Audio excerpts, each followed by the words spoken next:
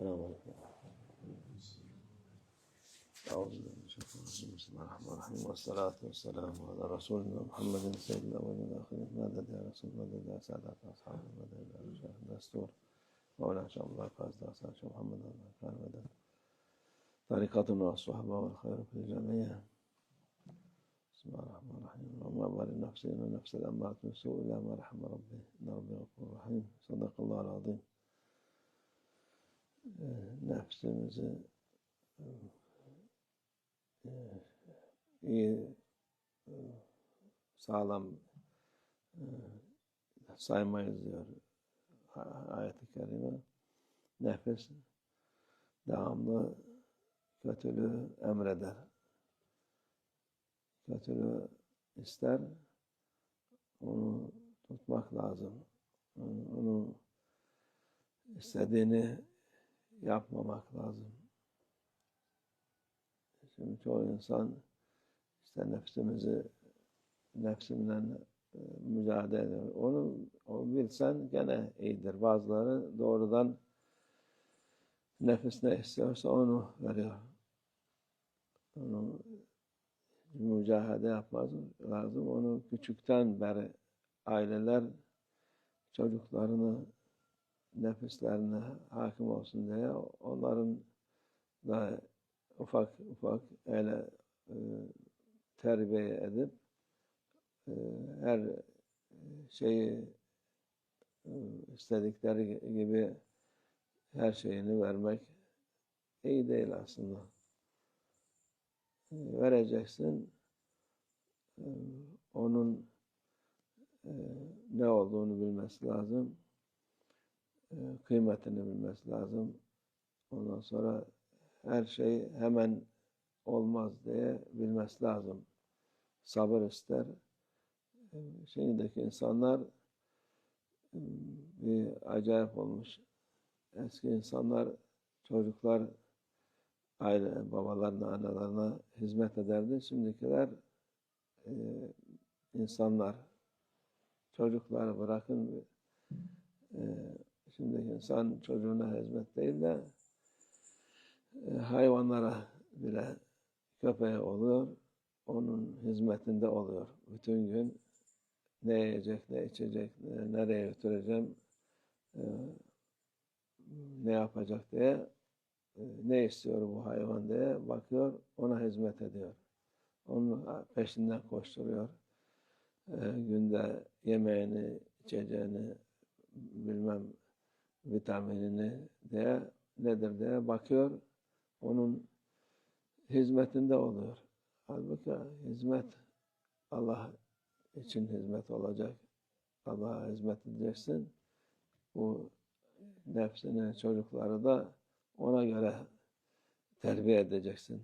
Sana anaya babaya hizmet etmek büyük bir sevaptır.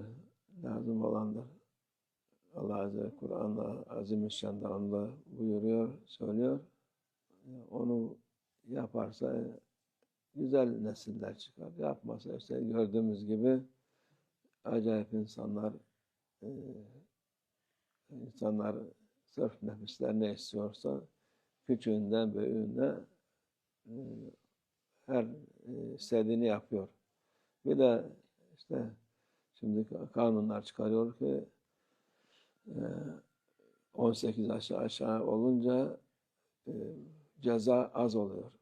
Halbuki akıl bali oldu mu ceza vakit hak oluyor.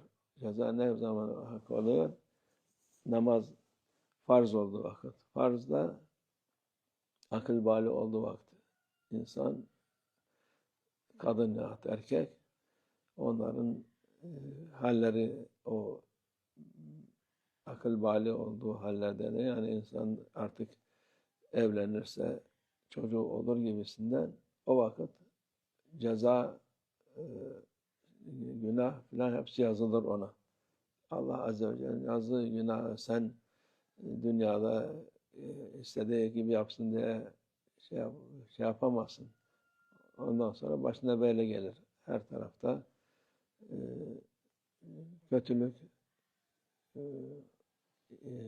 vahşet, zulüm çoğalır.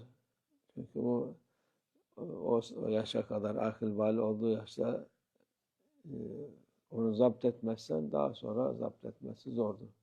Onun için namaz çocuklara 7 yaşında söylersin, 10 yaşında daha fazla söylersin.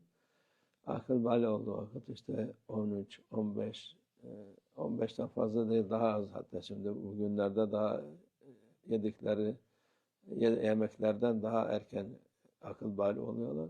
O vakit namaz kılmazsa onun cezası, yani günahı olur.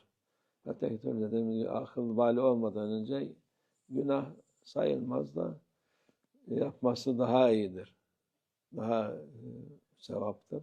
Ama akıl bali olduktan sonra her namazı kaza yapması lazımdır. Bu minval üzerine dünyadaki yani akıllılar olsa kanun yapanlar cezası daha akıl bali olduktan sonra ne yaparsa onun cezasını çekmesi lazım. Allah akıl fikir versin hepimize inşallah. Şeylere Allah Azze ve Celle açıkça insanlara ne yapacaklarını gösteriyor. Onlar yapmadıktan sonra da ne için böyle oluyor, nasıl zapt edeceğiz, nasıl edeceğiz diye uğraşıyorlar. Allah yardım etsin hepimize inşallah. Amin. Allah tevfik. El Fatiha.